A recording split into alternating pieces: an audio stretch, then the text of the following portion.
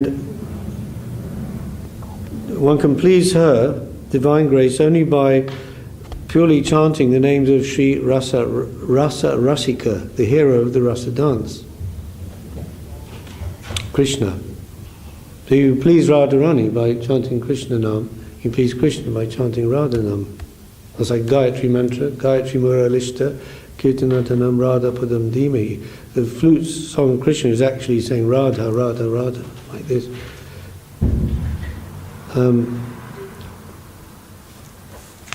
If those special devotees attain only the same perfection as others, my heart will be left discontent.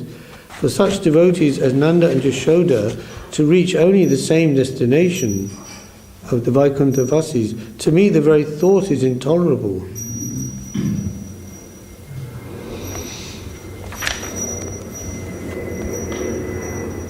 Varied and countless excellences flow into those devotees like rivers into the ocean.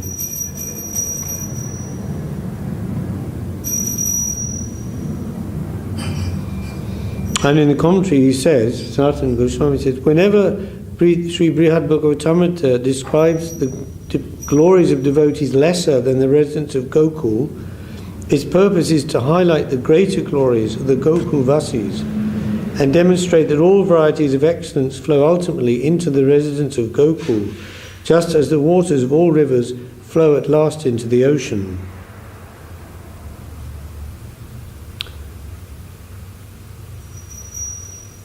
So, therefore, Gokul and Golok, they must include everything that's in Vaikuntha. Like the opulences of Vaikuntha are definitely there in Vrindavan, in Golok Vrindavan. And as they say, all the opulence of Vaikuntha is contained within an atom of Golok, like this. That's why I remember Uddhava. When Krishna was praising Uddhava, saying, "You're so dear to me, more than even my brother Balaram, even more than Lakshmi, even more than."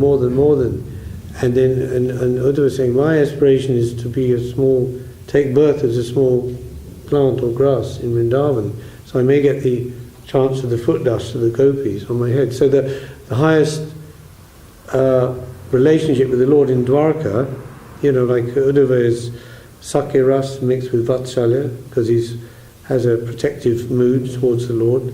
When the Lord would travel to different places, going visiting different people, he would go with him, and even on his more intimate visits, he would go with him for that. So, and his aspiration is to be in the most tiniest or lowest insignificant position in Vrindavan. So Uttara is saying, therefore a suitable place must surely exist for them beyond Vaikuntha. Please reveal it to me and rescue me.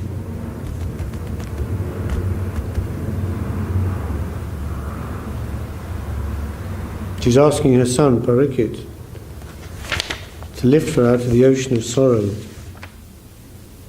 And then, of course, the story of Gopakumar. Through this story, that is revealed the answer of this gradation. Sri Jaimini said, delighted by this most pleasing inquiry from Mother Uttara, her son Parikshit bowed down to her and began his reply. Tears poured from his eyes and his bodily hairs stood on end. What a marvellous opportunity, he's thinking, to tell. This is the essence of everything. So he said to her, my dear mother, for you who live only for Sri Krishna, separation from him is intolerable. This question of yours is most praiseworthy. No one has ever asked this question before. He addresses her in this word Sri Krishna Jivita, which means one who lives only for Sri Krishna. Or another meaning is, because Jiva means life, the Jivatma, the life, the living force. So another meaning is one who Sri Krishna brought back to life. Remember, because she was going to be killed by the Brahmastra and like that. Or not that she was going to be killed, her fetus or Parikshit Maharaj was going to be killed, but that would be the death of her, because sorrow of that. So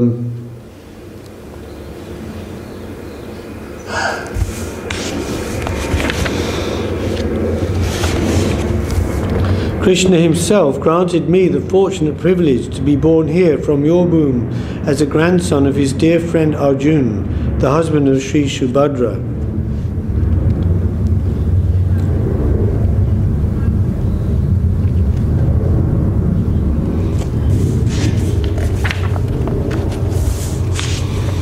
To protect both me and you from the Brahmastra weapon, Krishna appeared within your womb holding his disc and club. In my childhood, he led me to search constantly among men for his own form, a meditation worthy of the most exalted Vaishnavas. By him I was endowed with the qualities of great saints and made famous for subduing Kali. By faithfully following him, I gained wonderful royal opulences. Then, through a Brahmin's curse, he made me renounce everything. Remember how Parikshit met the personality of Kali? And Kali was chopping at the last final leg of the bull representing Dharma Raj, and the 3 legs were already gone, and only 1 leg remaining. So the 4 pillars of you could say pious life, austerity, cleanliness, truthfulness, and mercy, of which 3 of them have been destroyed. Mercy through animal slaughter, shunam killing, and then the cleanliness through illicit sex, then intoxication, austerity, destroying austerity through intoxication habit, and then the last one was still remaining, final leg was still standing, and that is dutam. Dutam means gambling. So honesty or truthfulness is destroyed by this gambling. But it is still remaining in Kali Yuga to some degree and reducing every day. But he was trying to destroy that. Then Parikshit Maharaj met him and was going to kill him immediately. And then Kali fell in his feet and he said, "Oh King, this is my dharma, this is my time, this is the Kali Yuga, and I appeal to your mercy." And in this way, the king, he said, you can live in a certain place in the cities where these 4 activities are more prominent. Meat eating, intoxication, gambling, illicit sex, like this. So then later on, the curse of the Brahmin, you know the story, he was hunting in the forest, and he was tired and thirsty, and he came across the hermitage of a rishi. But when he came in, the rishi was in some meditation, in samadhi, like this, and because the Kshatriya nature is strongly motivated by rajas, so just spontaneously he become angry, like, why he doesn't even receive me, he doesn't even open his eyes, and I'm the king, or like that. But this is all the will of providence, right? For the so that the Srimad Bhagavatam, could be spoken. So in this way, in his anger, he picked up a dead snake, was there outside, and he went in and he draped it on his shoulder like a garland, a big insult, But what he didn't know was, still the rishi didn't even open his eyes. But then the son of this rishi was there in the ashram, and he saw that, he came out and he cursed the king, "I curse you for this offence, that within 7 days you'll be bitten by this snake bird, mythical creature. We call it dragon, snake bird, a snake with wings." Huh? Takshak, yeah. And so he was then, as you know, Parikshit, he kind of renounced his kingdom, and he went down to the Ganga and be there. And all the rishis from around the place, they understood something great was going to happen. They all assembled there spontaneously. I'm advising him in different ways. He was asking, what 7 days I have to live, please advise me what I should do. And they were giving different versions of spirituality, some advising meditation, some Sankhya, the search through knowledge process, neti, by a process of elimination. That's what Guru Maharaj calls it, external elimination, Sankhya. And then the internal elimination through yoga, through internal purification, and others recommending to give all your wealth in charity, and many things. And he was confused. He said, I'm confused by your advice. Can you please tell me unanimously? This is very vital. Only a short time I have to live. Then just at that moment, Shukadeva Goswami came, and coming from a distance, he was travelling naked, of course, 16-year-old boy, and completely in Brahman realization, Atmagyan. He was completely self-realized and no bodily consciousness even. And then he was followed by this gaggle of people, children and people from the village. Some thought he was mad, crazy man, going naked, and then throwing mud on him and stones and things like that. And he was oblivious. So he came there, and then it seems he went in front of the rishis, and without even, offering pranams or dandavat like that, he just came and sat in the seat that was there. But they all understood, they all stood up in honor of him, and without any kind of formality, he said to Parikshit, "O king, what is your question?" And then he asked Parikshit, 7 days to live, what is my duty? What should I do? And Shukadeva began his speaking, and he said, your question is Lokahita. Lokahita means it's relevant for all souls everywhere at all times. This is the absolute question, nothing relative. And then I'm going to give answer about that.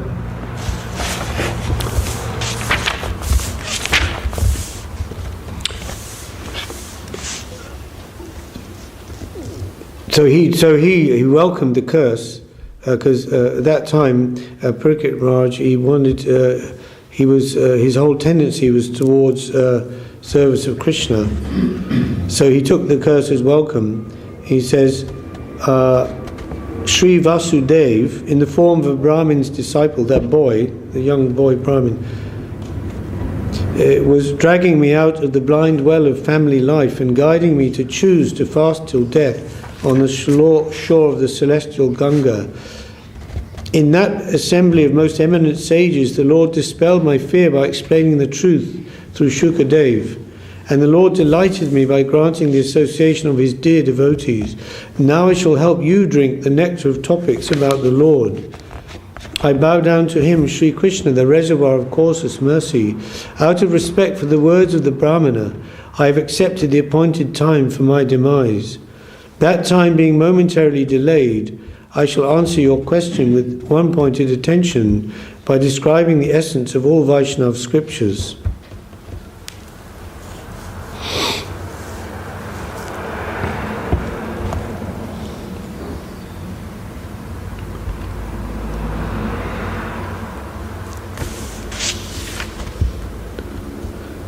So it seems there was some small extension of the 7 days remaining, so that he could satisfy his mother, who wanted to hear the essence of the Bhagavatam from him. So that's the Brihad Bhagavatam, is that essence which he's giving. Story of Gopa Kumar. Sorry, did you say there's an extension after the 7 days? Yeah, it seems. It doesn't say directly, but it says somehow the last moments of his life are being extended, so he can satisfy his mother. So he's taking that as even more important than he would go into yogic meditation and just meditate on the form of the Lord and like that. Remember when Shukadeva finished his narration of the Bhagavatam, he said, Parikshit Maharaj, go on reciting, this is the ultimate nectar. So rather than go in yogic meditation, he's going to tell the essence of the Bhagavatam to his mother. That's Hari Katha, I could satisfy your request by explaining to you the statements of the Shrutis and Smritis, both in their literal meaning and in their implications. But I prefer to clarify this subject for you by first relating a history I learned by the mercy of my spiritual master. This narration will dispel your doubts.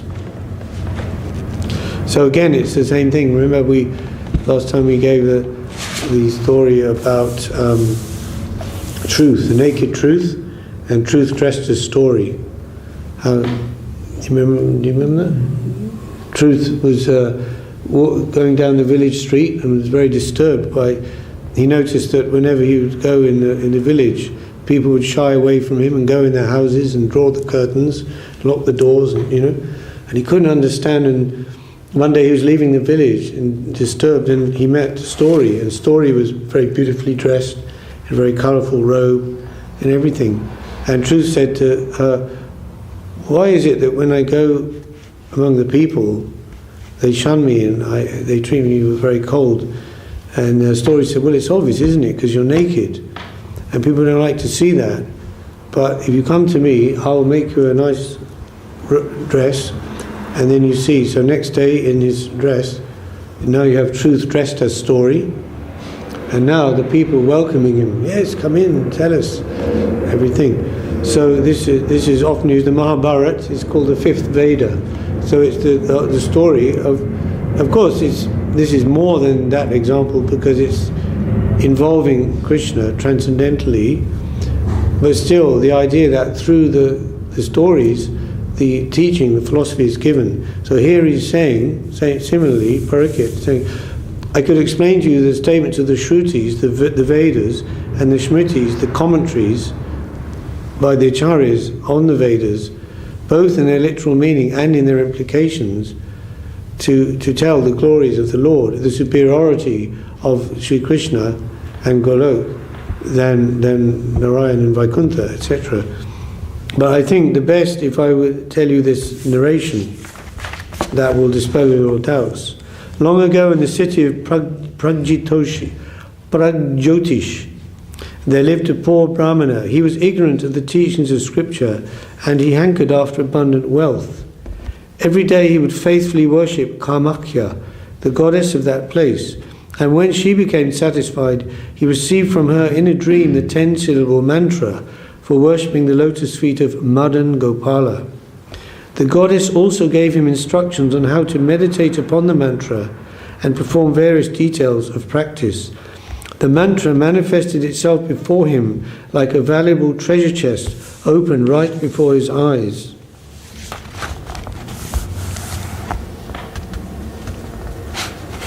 And then Sanatana Goswami gives in his commentary here the origins of this Gopal mantra, 10-syllable mantra. It was mentioned in a book called Krama Dipika by an old Vaishnav Tantra by somebody called Keshavacharya.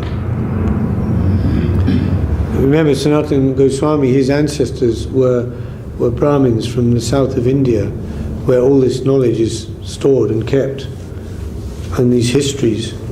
So he had late migrated to Bengal later. When the last generation of his family was transferred into Muslims? I think it was. It was just himself and his brother Rupa, right? Yeah. Not before that. They just took up employment with the local magistrate, Muslim magistrate.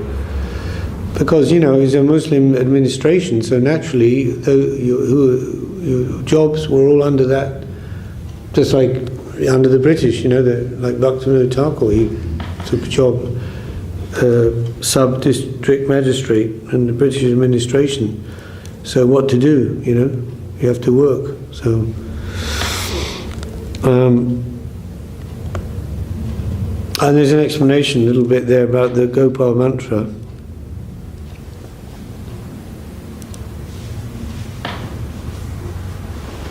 But essentially, the deity worshipped by the mantra is Sri Madan Gopal. And interesting, because Madan Gopal, of course, is the deity of Sanatana Goswami himself, Madan Mohan. Yeah. So this Kamakhya Devi, in the dream, she gave him the mantra and also the way to meditate on the deity of the mantra. And also how to... when saying the mantra, there's different mudras, touching the body, different points, different movements of the fingers and so forth, and gestures. So this was so powerful when he began to practice this that he gave up all his other religious activities and began to just chant and meditate on the mantra. And he chanted the mantra constantly to himself in a secluded place. Gradually he gave up his desire for wealth and his heart became satisfied.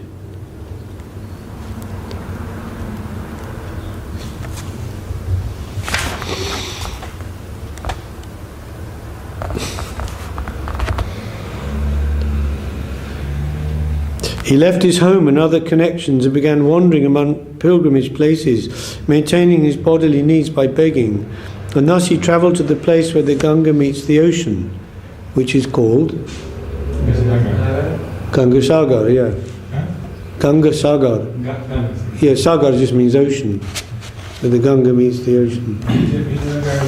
It's in the Bay of Bengal. If you can go there, actually, from Calcutta, you can actually go there on a bus journey and see it. It takes an hour or something. There on the shore of the Ganga, he saw many Brahmins, mostly family men, who were expert in all fields of knowledge and devoted to performing their prescribed duties. He heard them describe regular and occasional duties one is obliged to perform, optional duties for particular desires, and the fruit of these acts, attainment of heaven. So they were karmakandis, essentially, doing pious activities, worshipping demigods for increased material enjoyment in the next life in heaven.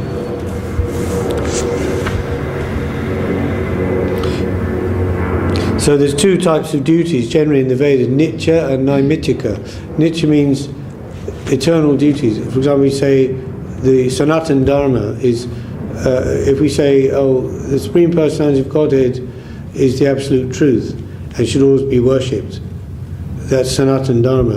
And Naimittika Dharma says, in the month of Magh, you have to eat such and such recommended to eat such and such fruits or foods and to avoid other things. So that's relative duties, relative to time, place and circumstances. So these two types of duties. It's also described in Jaiva Dharma, one whole chapter on that. From the various words they spoke to express their determined vows, he saw how firm the Brahmins were in their intentions to perform these duties. His faith aroused, he began to follow this process according to their instructions. But at the same time, he regularly continued to chant his mantra quietly in private. And because of this, because of the influence of the mantra, he felt no satisfaction from doing all those rituals. Therefore, he lost interest in these Brahmins and their rituals, and he went to Kashi, where he met many people from different regions, especially sannyasis propounding the theory of monism. Kashi is Benares, place of Shiva. So he offered his obeisance to Lord Vishveshvara. That's the deity, presiding deity of Benares. It's a form of Lord Shiva, Vishveshvara.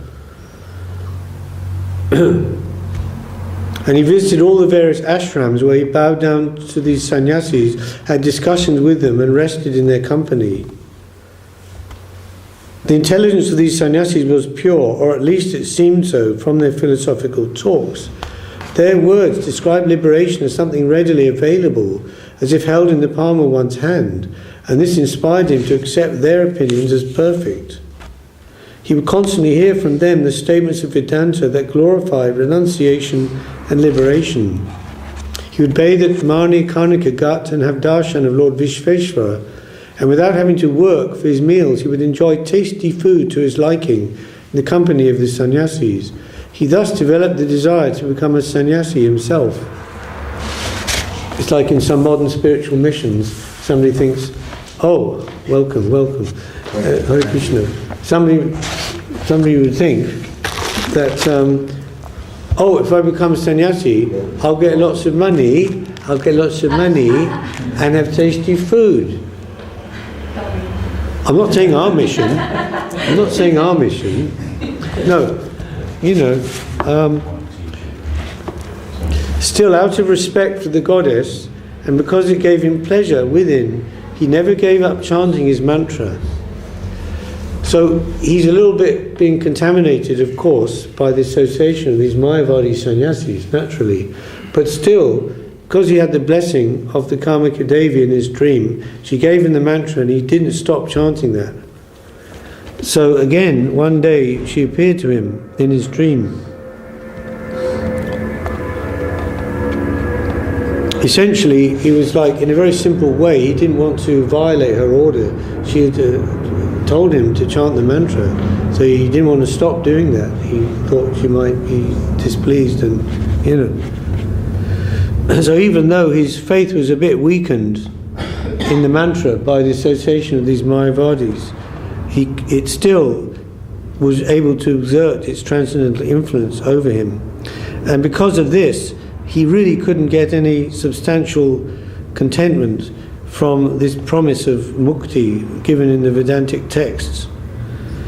Because practically and directly he felt more satisfaction from chanting the mantra than this abstract intellectual idea of in the future attaining liberation.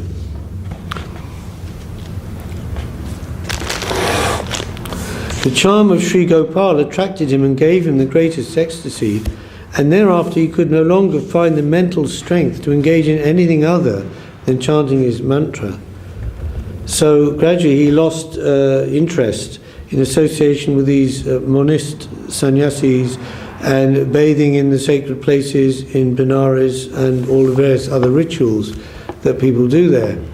Confused about what he should do, he became depressed. Then in another dream, Lord Shiva came to him along with the goddess to instruct him. His confusion was, should I, take sannyas and become like a renunciant and go for liberation, or should I just carry on chanting my mantra and see what happens? So he mentions here, Sanatan, that this is the result of associating with impersonalists. One's determination becomes fickle and one cannot choose the right thing to do. So the Kamaka Devi, of course, is Uma or Parvati. So in this dream, the very vital dream, she came with her husband, with Lord Shiva. There's extra push to make her case to him, And Lord Shiva said to him in the dream, "Foolish man, don't take sannyas. Go at once to Sri Mathura. There in the Vrindavan forest you will surely fulfill all your desires." Then, eager to go to Mathura, the Brahmin set off towards that district, all the while chanting its glories. On the way he came to Prayag. There at the king of holy places, by the charming Jamuna within the Ganga, he found hundreds of saints who had gathered near the effulgent lotus feet of Lord Madhava to bathe at dawn in the month of Magh. He mentions Prayag here in the commentary is called the king of tirthas. Why? Because there one discovers one's heart's devotion for the personality of Godhead. Literally in Sanskrit, tirth means a crossing place, or like a ford in a river. Okay, so like if you take the material world as the river or ocean of samsara, so in a certain place one's very shallow where you can go across, that's a tirtha. So that means the veil between the worlds, the material world and the spiritual world, is very thin in that place, and you can get very good results in Prague. And also that's the place where the Ganga and Jamuna combine. It's called the Jamuna within the Ganga. So these are two goddesses who are devotees of Krishna, of course, Ganga and Jamuna.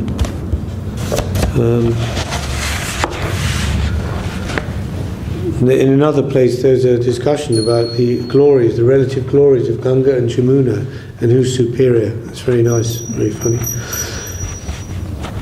But the Jamuna is specifically related with the pastimes of Krishna and Vrindavan, of course. And also Jiva Goswami mentions that she's known as Tarunatai, the daughter of the sun god, Surya, Jamuna daughter, and so her brother is Yamaraj. Yamaraj is the son of Surya, And also she's an incarnation of Vishaka, Gopi. Yeah. Vishaka takes the form of Jamuna for serving Krishna. That's mentioned somewhere by in one of his books.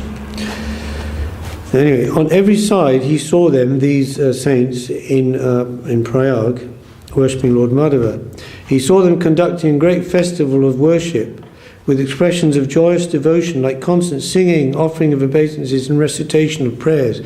The festival was splendid with loud congregational chanting of the Lord's names, along with music, dancing, sobbing and plaintive cries of love.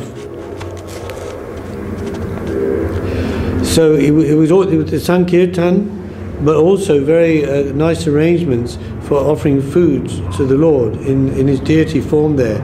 And that Madhava deity was called Bindu Madhava.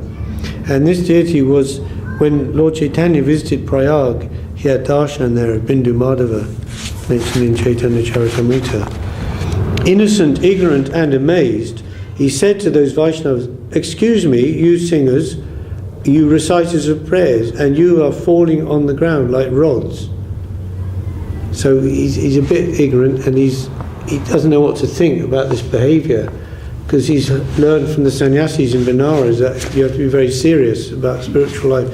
Chanting mantra, studying Vedanta, very sober, not getting excited. And they're all dancing, chanting, swooning, falling on the ground. And he didn't know what to think. And also he didn't know anything about Vaishnava etiquette. So he didn't know this was a spiritual type of activity. Thought it was maybe some kind of a drama or a play they were doing. So he actually quite rudely interrupted them. He said, wait, what are you doing? What are you doing?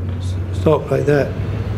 My dear musicians, chanters and dancers, loudly weeping and crying out, Rama, Krishna, you men adorned with beautiful tilak and garlands, please calm down for a moment and stop making such a racket. What is this ceremony you're observing? Whom are you so reverently worshipping? So Sanatana mentions here that even though it was really quite offensive what he was saying, but he was in ignorance, and he did appreciate, even though he thought it was kind of like they were dancers and actors, but he appreciated the tilak. He said, you have very beautiful tilak and garlands. And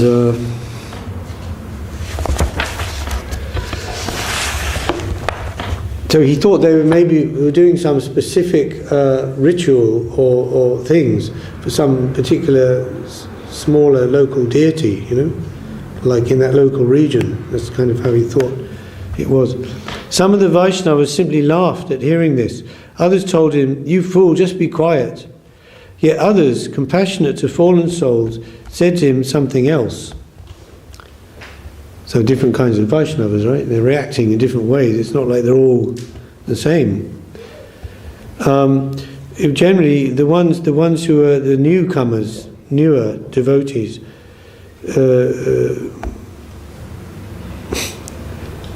they were saying, they were joking or like ridiculing him, saying, "Oh, you're a great sage and a scholar. Yes, you're right." They're being sarcastic. We're all mad, out of our wits, and this noise is a public nuisance. And then others who were more higher advanced devotees, they were more like angered by his comments. They felt disturbed by it. And then the higher devotees again, they just felt compassion for him. And they told him what he should hear. And these holy Vaishnavas said, "Hey, foolish son of a Brahmin, don't you know anything? Don't ever again address Vishnu's devotees like that and speak such nonsense to them." So they were a little bit disappointed because they could see he was a Brahmin. So from a Brahmin family, he should have known better than behaving foolishly like this. Initiated by our gurus, we always worship the Supreme Lord Vishnu with the mantras and methods they've given us.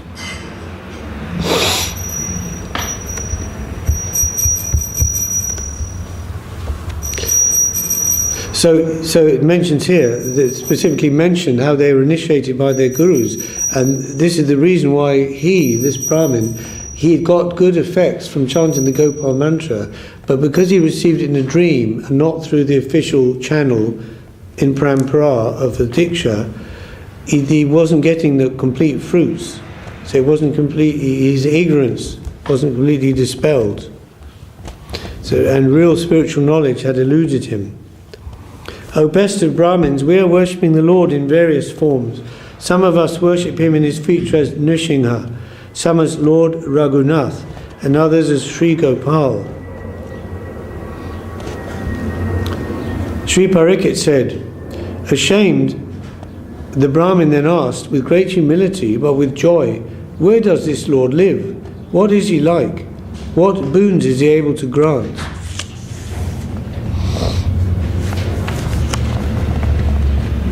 The holy Vaishnava said, he is the Supreme Master, and he always lives, everywhere, both within and without. No one anywhere compares with him in any respect.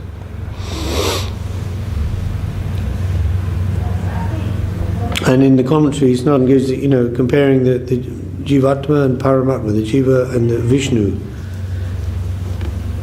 The ordinary Jivas are limited within one body, and their lifespan and their experience, etc. So very, very limited. But the Lord pervades all time and space. And also, so he is within everything, within every atom, and also everything and everyone is within him, simultaneously and inconceivably. So that's the answer to where does he live. And in the question, what is he like? These Vaishnavas said that he's incomparable. No one's beauty or other qualities are equal to his. No, he's the super soul within the heart of every living being, the Lord of all lords of the universe, the all-attractive, concentrated embodiment of eternity, knowledge and bliss. He dwells in the world of Vaikuntha, where he can always be seen, and to his servants he gives his very self. So in case the Brahmin was thinking, well, if he's everywhere, but how do you worship him? Where? How? He said, no, he also resides in the Vaikuntha, where he's specifically worshipped, and he can be seen directly at all times by his devotees.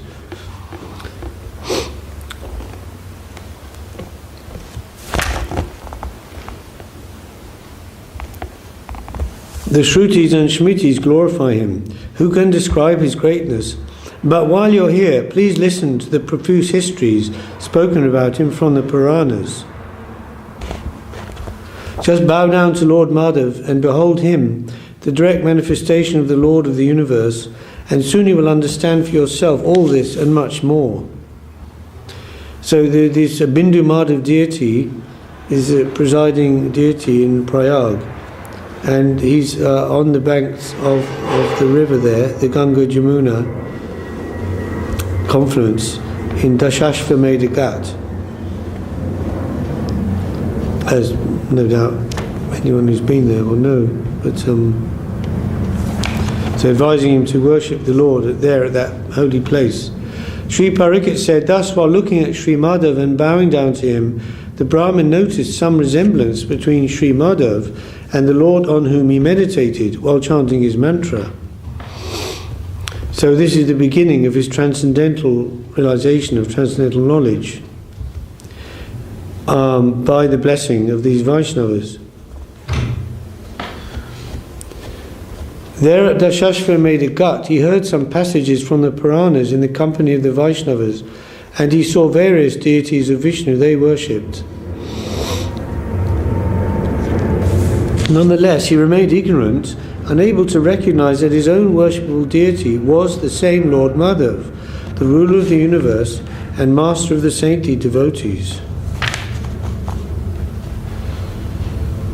He continued to think that this Madhav, the Lord of the universe, was the object of worship for these Vaishnavas, and that his object of worship was someone else. Lord Madhav has 4 arms, he thought, and is decorated with the conch shell, disc, club and lotus. This is not my deity. Why should my Lord look like this? So this Lord Madhav in Prayag is one of the 24 expansions of Narayan in Vaikuntha. There's 24 expansions, right? So 4 arms, 6 times 6 is 24. Is that right? It's the Gada and the disc. Yeah, in the different arms. Which according to that, so 24, they're called the Vyuha expansions. Quote from the Pancharatra: Gada, Shankha, Chakra, Padma, Vibrang, Madhav, Uchate. When the Lord is holding his club, conch, shell, disc and lotus in that order, clockwise from his lower right hand, he's called Madhav. My Lord, he thinks, this Brahmin ignorantly, my Lord doesn't appear as half man, half lion. He doesn't become a dwarf or take the forms of a fish, a turtle, a hog and the like. Nor does he become the Lord of the Raghus, with the signs of a king and a bow in his hand. But maybe my deity does somewhat resemble the Gopal worshipped by some of these devotees. Still, I cannot imagine that my deity is the Lord of the universe. My deity doesn't have the characteristics I've heard described in the, quote, glorification of the month of Magh, unquote, and other scriptural texts.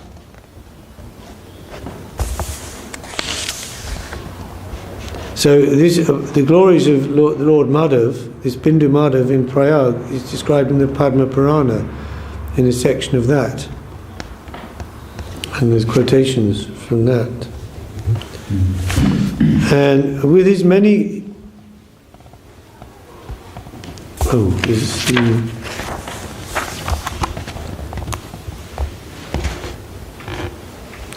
this is the Brahmin thingy.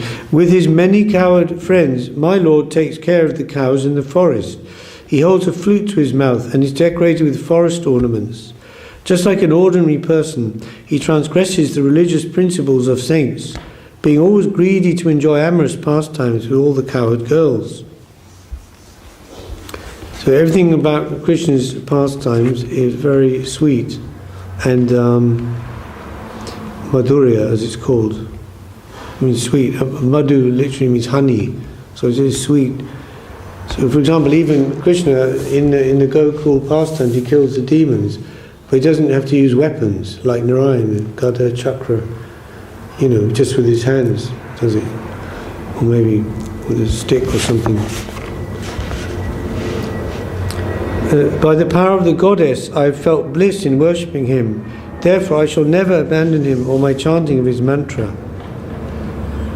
So that was his benefit, that he was very attached to chanting his mantra, even though he was,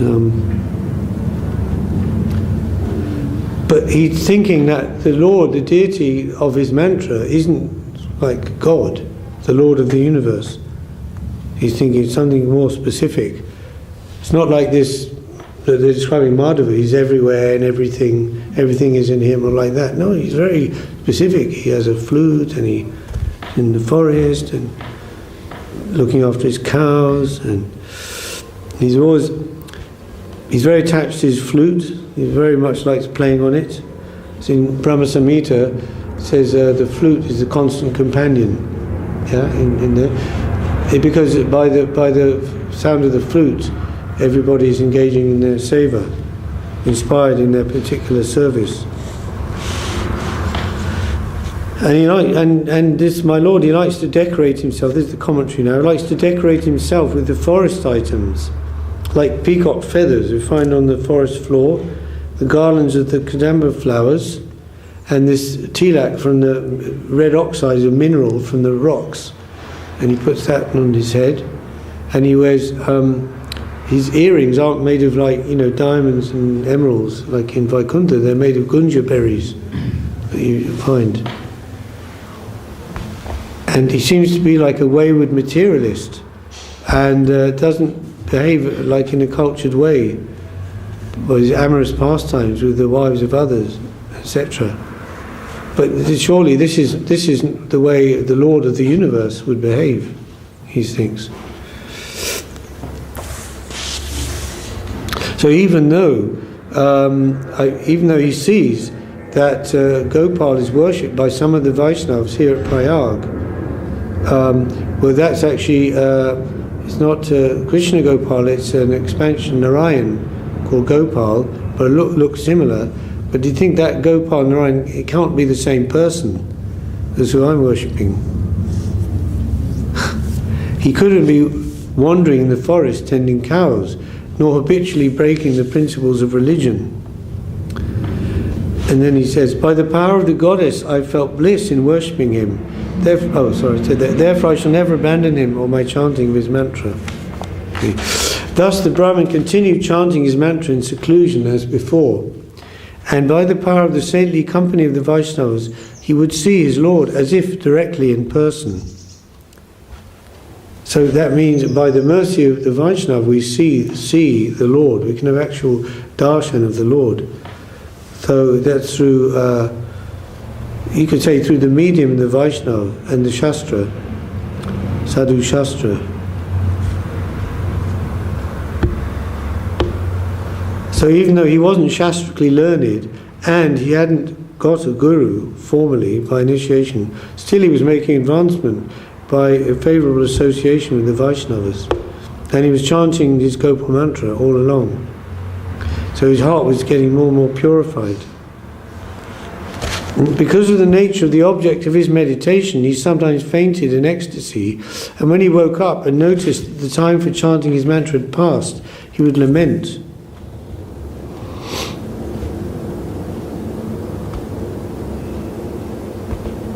So he mentions here, Sanatan, that he seemed to be experiencing ecstatic symptoms like fainting, but these were a reflection, a superficial reflection of bhava and prema. It was not from a mature understanding of his object of meditation, but the influence, the transcendental influence of the Lord, just through chanting the mantra. And he would think, what is the cause of this disturbance? Now I'm in great trouble. Night has fallen before I could finish today's chanting. Have I fallen asleep or become haunted by a ghost? Oh, I'm so wicked that even when I've reason to be sad, I feel happiness in my heart. So even though he was lamenting because he had fainted, and when he woke up it was getting dark, and you're not supposed to chant this mantra after dark, so he was lamenting, but at the same time he couldn't understand because he felt himself to be very bad and wicked because of that, but he still felt great happiness in his heart from the mantra. He wondered if he was ghostly haunted. One day, however, while lamenting in this way, as he began to feel drowsy from fasting, he saw Lord Madhav, who consoled him and gave him this instruction.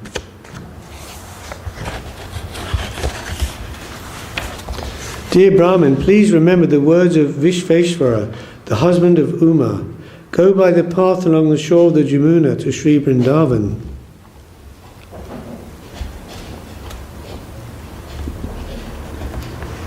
By my mercy, there you will obtain extraordinary pleasure. Go and don't delay anywhere on the road for any reason. So that's literal. I mean, don't go off the path to Vrindavan, but also metaphorical. Don't stray from the path of bhakti into side roads like jnana and karma. Because initially he was very materialistic. He wanted to worship the Lord, to get material benefits, etc. And then he was given the jnanic version by the Mayavadi sannyasis. So he's saying, the Lord is saying, go straight to Vrindavan. Thus the Brahmin arose early in the morning and happily set out on his journey. Gradually he came to blessed Madhupuri and bathed at the Vishranti Tirth. So that's Mathura Mandal, it's all the big one, and inside that is Vrindavan, Vraja Mandal. So when he entered Mathura Mandal, he bathed in this Vishranti Tirth. That's the standard. The pilgrims approaching Vrindavan, they have to bathe first in the Jamuna at this Vishranti Tirth, also called Vishrama Ghat. He went on to Vrindavan and there felt enlivened at every moment. While chanting his mantra, he saw in meditation most of the companions and surroundings from Krishna's pastimes, i.e. the cows, the gopas, the trees, kadamba trees, etc. He wandered here and there in that cow-adorned land without meeting any people, but at one place on the eastern side of Keshi Tirth, he heard someone crying. That's where Krishna killed the Keshi demon, the horse demon.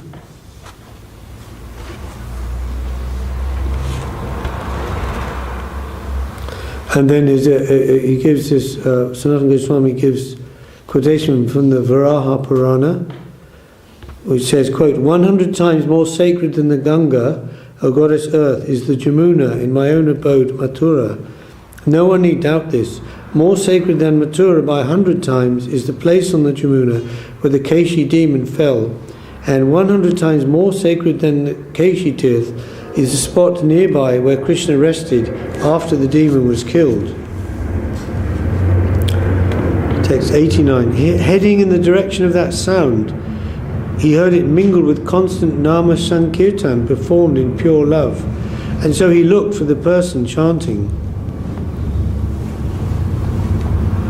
So actually the person was from the distance, he heard them, he thought they were crying and moaning, but when he came closer they were actually chanting, singing Krishna's names, but they were also mixed because they were very overcome. And the heart was very much softened. So he wanted to find this person. He entered a dense, dark forest where he couldn't see anyone, but he discerned the place from which the sound came, and he eagerly went there to the banks of the Jamuna. There, in a grove of kadamba trees, he found a handsome young man whose body was very tender, with the dress and accoutrements of a cowherd. Mistaking this person for his worshipable deity, the Brahmin joyfully called out, "Oh Gopal!" and fell to the ground like a rod to offer respects.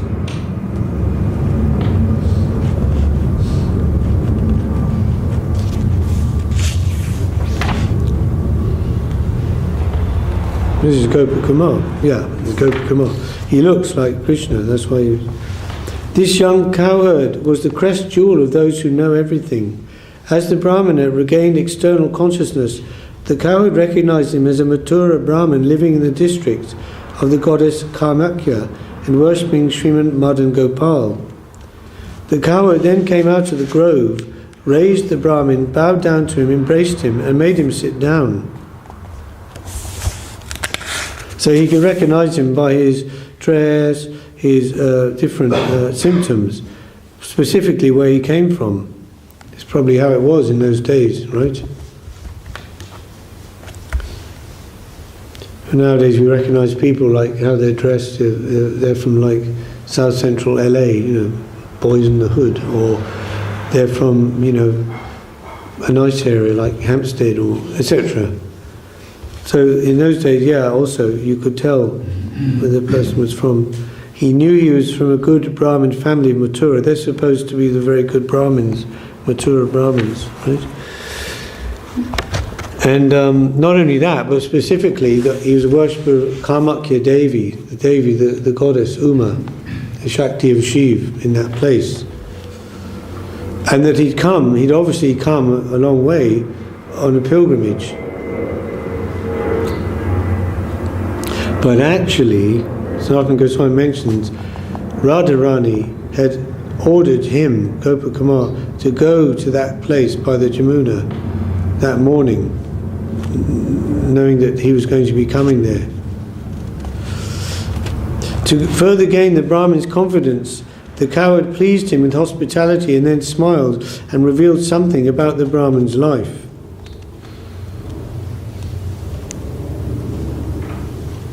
So he did that. It was kind of a bit of a mystic thing. He did that just to get his trust. And so he would believe the story Gopakumar was going to tell him now. It sounds so fantastic, the story, Gopakumar's journey through the universe and all of that. that he wanted him to gain his trust. Like we were saying, you know, when we were reading the other week, Divine Aspiration in the book, when the devotee asked Guru Maharaj about astrology, you know, can we use astrology in devotional service, does it have any relevance, etc. And normally, you know, you would think, you know, that the question he's asking, the way he's asking, means, oh, does it have relevance for our devotional life? Can it help us that way?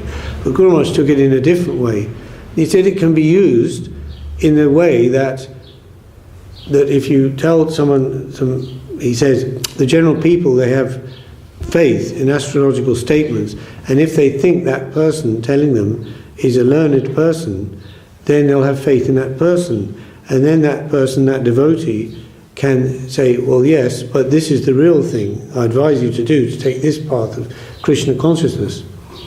So in a similar way, he told him about his life, things that only how could he know that, you know? He never met him. So in this way he was very impressed and would have faith in him and listen to his story.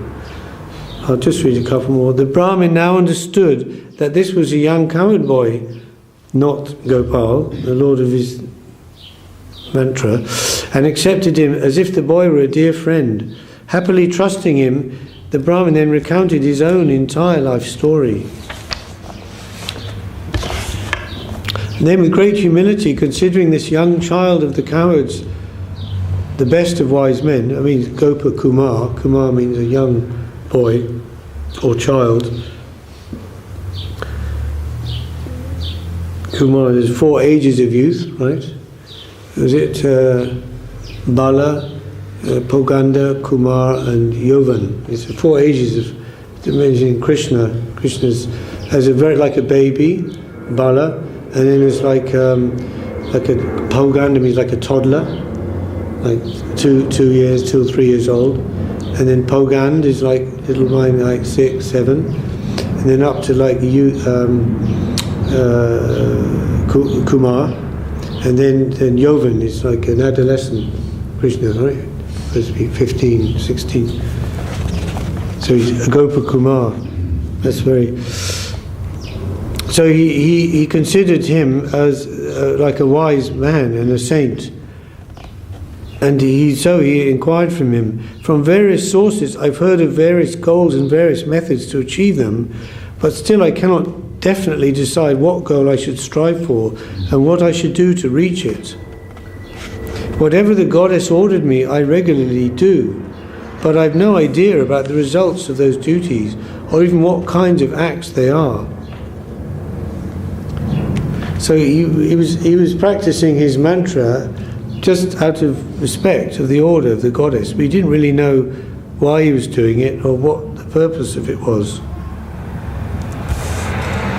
And he was bewildered because it seemed very different than the normal advice of the Vedas to do various complex mantras and rituals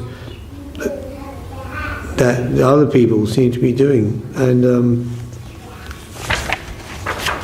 was it a ritual? Was it cultivation of knowledge? Or was it some sort of devotional service? He didn't know. I therefore think my life worthless, and I simply want to die. I continue to live only by the mercy of Lord Madhav and Lord Shiva and his wife, who had appeared to him in the dream. So at this point he'd reached what we call an ontological crisis, just as Arjuna did on the battlefield, just as most probably devotees do at a certain point in their life when they are unsure about how to proceed and they're full of doubts and bewilderment. And that's actually the awakening of intelligence, because one of the symptoms of intelligence is doubt. So doubt isn't a bad thing. It's like, I doubt that what everybody's doing in society, going for, material gain, gratification of the senses, I doubt that can be the final goal, or it can be anything worthy of attainment. So that kind of doubt is very good. Only by their mercy have I met you here today, a compassionate and all-knowing person. You are just like my worshipful deity, and I'm very happy and satisfied to meet you. Now please deliver this wretched soul.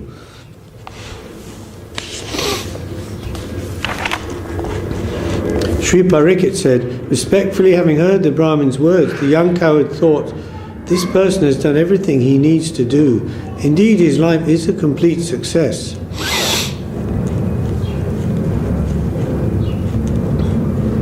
So, I mean, what can you say? Not only was he a Mathura Brahmin, which is super auspicious, and he was also a worshipper of Madan Gopal, even though he didn't really know what he was doing or why he was doing it. So he wanted to help him. All that remains for him to achieve is to see directly the lotus feet of the Lord. He needs to become attached not so much to the solitary chanting of the Lord's mantra, but to the sankirtan of his names.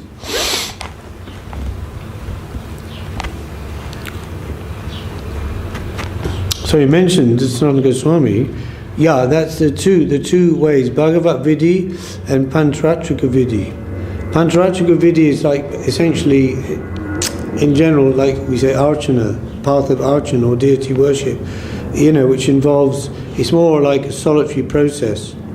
But then the Bhagavat Vidhi is Nama Sankirtan, worship of Krishna's names. So now he's thinking, Gopakumar, he has to transfer from the Pancharatriki to the Bhagavat Vidhi. And okay, so then when he would hear the Shuddha Nam from Gopakumar, then he'd be able to chant the name of Gopal perfectly, offenceless chanting. Certainly no means of perfection is superior to the worship of Sriman Madan Gopal's lotus feet.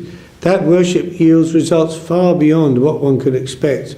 It should be performed mainly through Nama Sankirtan, along with reverence and affection for the many places of Sri Gopal's pastimes, places one should regularly visit.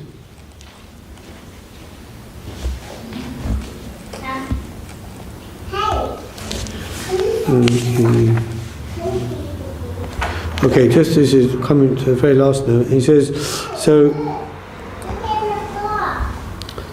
that's Lord Chaitanya mentioned the 5 most important items in devotional service out of 64. Shravan, Kirtan, Bhagavat Shravan, so hearing the Lord, names and glories, chanting, hearing the Bhagavatam, Srimad Bhagavatam, the pastimes of the Lord, or also can mean hearing from the Bhagavat, from the devotee. Shravan, Kirtan, Bhagavat Shravan. Mathura Vas, living in a holy place, like Mathura, Vrindavan, Navadvip, Puri. Also, or mean living in a temple.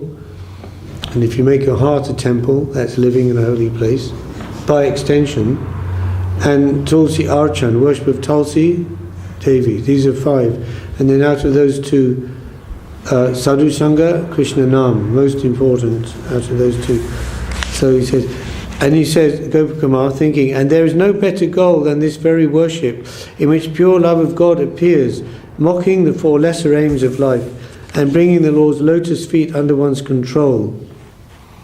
Yeah, out of the 6 effects of pure devotional service, mentioned by Rupa Goswami, and generally they're is comparing it to like Kanishta, Madhyam and Uttam levels, but first is Kleshagni Shubhada, the diminishment of miseries, material suffering and auspiciousness, increasing of auspiciousness, Kleshagni Shubhada, that's the plant, the creeper of devotion in a small sprout form coming up, and it first comes out 2 leaves, Kleshagni Shubhada, one is, and they're simultaneous. As material suffering diminishes and auspiciousness increases. Then moksha laguta krit, liberation is crossed, ordinary liberation, and moksha laguta krit, seen as very insignificant and a goal not worthy of attainment even. It diminishes the importance of liberation. Moksha laguta krit, sudolabha, and is very difficult. Pure devotional service is very difficult of attainment. Those are the second 2. And the last one he mentions here, it mocks the 4 lesser aims of life, Dharma, Art, Kam, and even Moksha. And then Sandrananda Visheshatma gives complete satisfaction, as Guru Maharaj, in the words of Guru Maharaj, all phases of the self of which we may conceive are sanctified and purified by the effects of the holy name. And the last effect, Sri Krishna Karshani Chasa, that brings the lotus feet of the Lord under one's control.